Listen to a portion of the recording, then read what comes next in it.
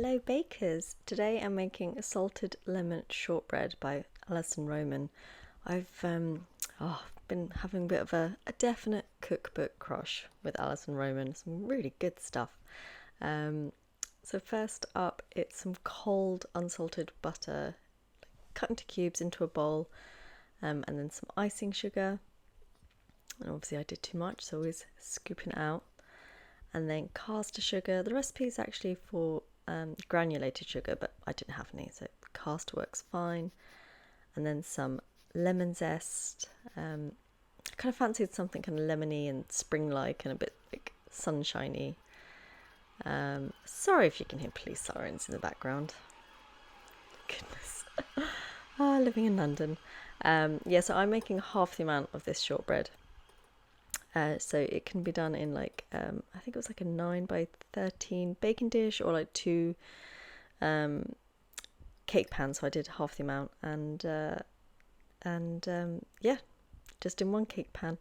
And then it was some salt and some vanilla extract. Again, the recipe uses kosher salt, which I don't have, so I did half the amount of table salt. And then it goes into the stand mixer and beat until it's nice and fluffy. And then it's caster sugar into a bowl. Again, it's meant to be granulated, but sugar's sugar, it's just a little finer.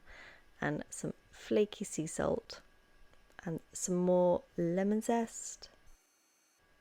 I find her recipes are just so lovely, and they're really effective, and they're not too tricky, it's always a nice thing. So I'm mixing this together while the stand mixer is having a whale of a time with the butter mixture. So you kind of mashing it together a bit. She says until it's like some of the sugar is tinted yellow. So full on squidging going along there. So this is the mixture kind of beaten together. She does have an option of having a chopped preserved lemon, but I didn't have any, so I just thought I'd do it without. And then just scraping down the bowl. She says these aren't necessarily a traditional brittle shortbread, they're kind of a bit more tender. So that's because I've never made a shortbread, I think, where you kind of beat it together. Usually you kind of crumb it in, don't you? You add the butter into the flour. And then adding some plain flour. In the recipe, you kind of add it while the mixer is going, and add at a low speed, but I thought it's fine just to dump it all in and then just to briefly mix it together. So you can see it's quite a sticky kind of heft of a dough there, nice and sturdy.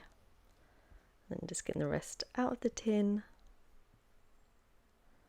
and then she says to press down into the tin, and you can use the base of a cup or your hand as best as you can, but it's sticky.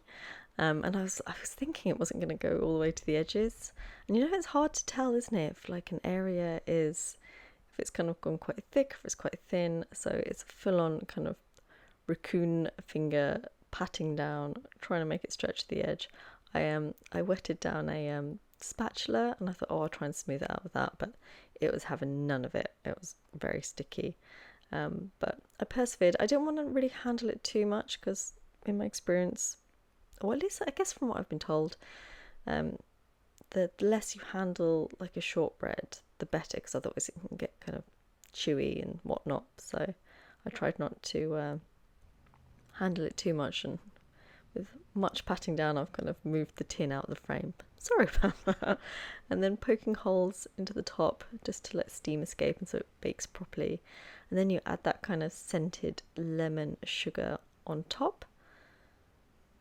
And she says to kind of sprinkle over and then pat down. And then so when I was patting it down, it kind of covered up all the holes again. So she doesn't say to do this in recipe, but I was like, I think I should maybe give it another prod, because I didn't know if the holes would still be effective if they're covered in sugar. So I thought I'll do another set. and then it goes into the oven. If you're using a larger pan, I think it was about half an hour or so, maybe even a bit more. But I was using a cake pan, so she said 20 to 25 minutes. It was definitely close to 25, until the edges were like golden brown and it was still like a little bit like malleable on top, which it was, hence me poking it. And then she says, while it's, it can give like a little bit of a cool down, and then you can cut it, because I don't think you want to leave it to cool too much, because then I think it'd be too brittle. So as you can see, it was still quite hot, hence using oven gloves. I probably didn't wait long enough, but I didn't want it to be one like just solid biscuit. And then I cut it into pieces. I think as I was doing half, it was maybe going to be about 18. I can't remember how many I got out of this. There were varying sizes. It's fine. It's nice to have some chunky bits and some skinny bits.